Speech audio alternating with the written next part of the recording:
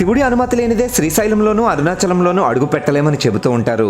ఉజ్జయిని కూడా అలాంటి క్షేత్రమే. అలాంటి ఉజ్జయిని గురించి మిమ్మల్ని ఆశ్చర్యపరిచే 5 విషయాలు చెబుతాను, వినండి. 1.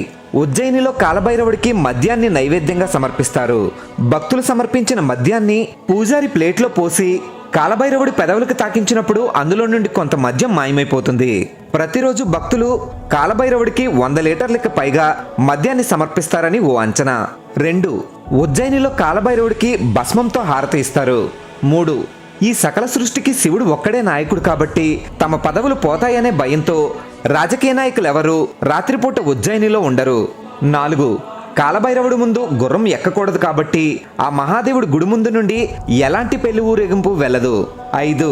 కాలం ఆ మహాశివుడి ఆధీనంలో ఉంటుందని నమ్మే అఘోరాలు, కాపాలికులు ఉజ్జయినిలోనే ఎక్కువగా ఉంటారు. వీడియో నచ్చితే ఓం నమః శివాయ అని తప్పక కామెంట్ చేయండి.